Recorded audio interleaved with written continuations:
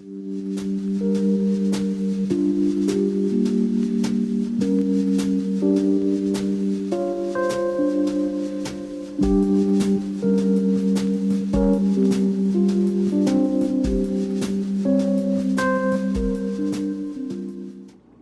think we can show that it's not arrogant to say that you know the truth. But what some people in our society might say is, okay, maybe we can show that there is truth and that we can know the truth, some truth, and we can even know enough to say that an entire culture is wrong, and maybe we can even know some things about God. But where I draw the line is we can't make exclusive truth claims, exclusive religious claims. That's beyond our limit to what we can know. We can't go excluding other religions and other deeply held beliefs because that's beyond our ability to know. I want you to think about that. Think about it. Let me give you just a basic illustration. 2 plus 2. Now, how many possible answers could you give me to the question, what is 2 plus 2? 1. No, like how many possible answers could you give? Infinite, yeah, infinite number of answers, right? Yeah, almost infinite. But how many true answers are there? There's only one, right? That's very narrow. There are infinite number of possible answers you could give me, but only one true answer. That's extremely narrow. Let me give you a different example. Let's say I say, my pen is on my music stand. My Pilot pen is on my black music stand. Just by making that simple statement, my pen is on my music stand, I've just eliminated every possible location, not just in this room, not just in the entire United States, not just in the entire world, but in the entire universe. That turns out to be a very narrow claim to say that my pen is on this music stand. Now, if, let's say, this is going to be a far-fetched example, but you have to work with me. It's a thought experiment. Let's say someone comes into the room and says, in my culture, we believe that your pen is in the next room over. I don't know what kind of culture this is that has deeply held cultural beliefs about pen location. But anyway, the point is they say, we believe that your pen is in the other room.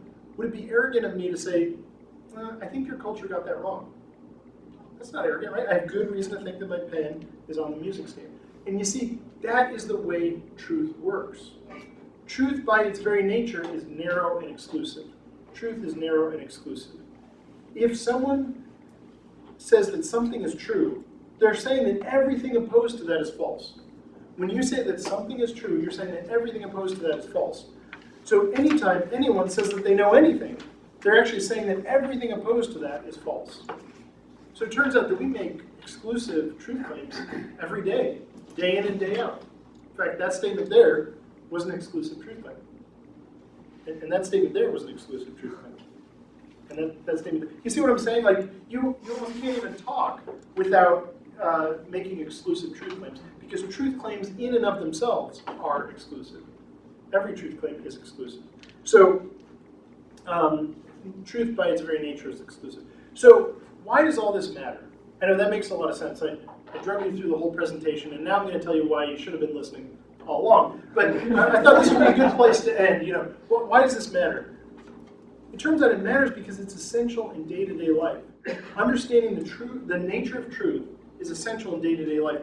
Everyday things, like even the very concept of justice, understanding the nature of truth, that truth is not relative, is important in the very concept of justice. It reminds me of a story that the Christian philosopher Ravi Zacharias tells. He talks about a time that he was in London, and his daughter was with him, and he knew that his daughter wanted to become a lawyer, or possibly a judge.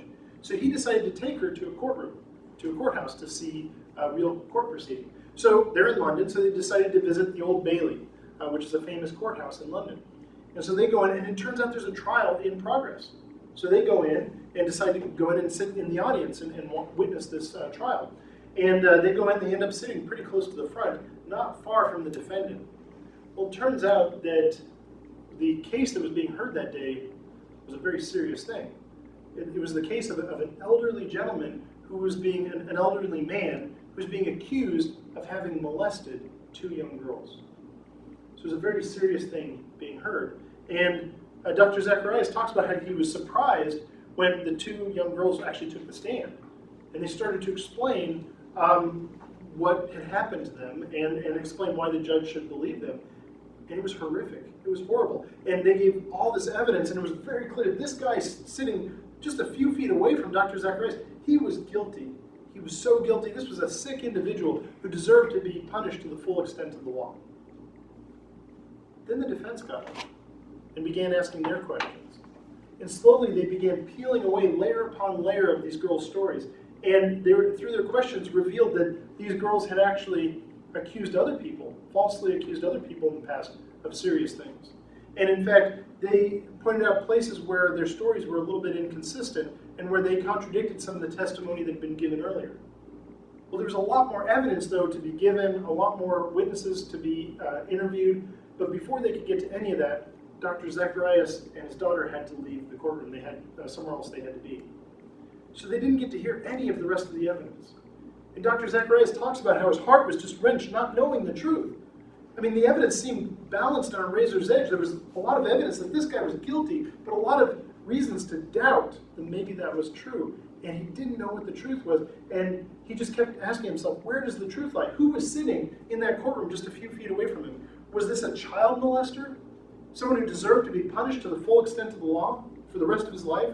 Or was this an innocent old man who was being falsely accused, and the rest of his life would be impacted in a terrible way if he was falsely convicted? Where does the truth lie? It turns out that the truth is something we demand. We demand the truth in all areas of our life. We demand the truth in relationships, from our spouse, from our family. We demand the truth in contracts, right? We demand the truth even as a consumer. I mean, it reminds me of the scandal several years ago with the melamine in the baby formula in China. And it was actually several infants had died before the truth finally came out about the melamine that was in this baby formula. We demand the truth because not knowing the truth can have very serious consequences. There's one more illustration I'd like to give you guys, and this is a really apt illustration for us, especially here in Arizona. Imagine it's a hot day, which you won't have to imagine. It's not too hard to imagine. Imagine though it's like one of those July, like 115 days, okay, so even hotter, and you're out in your backyard, you've been pulling weeds for hours. I don't know why you'd be so dumb to pull weeds. Later I'll have to ask you why you did that. Anyway, so you're out there pulling weeds, and you're just hot, and you're sweaty, and then you remember that in your kitchen, you left a sports bottle filled with water, just sitting there on your kitchen counter. And you go, man, I am hot, I'm sweaty, I'm dying out here, I gotta go get some water. So you go inside, you go into your kitchen, and sitting right there on the kitchen counter, right where you left it, is your sports bottle. So you go over, you grab it, you pop the top off, and you take a big swig.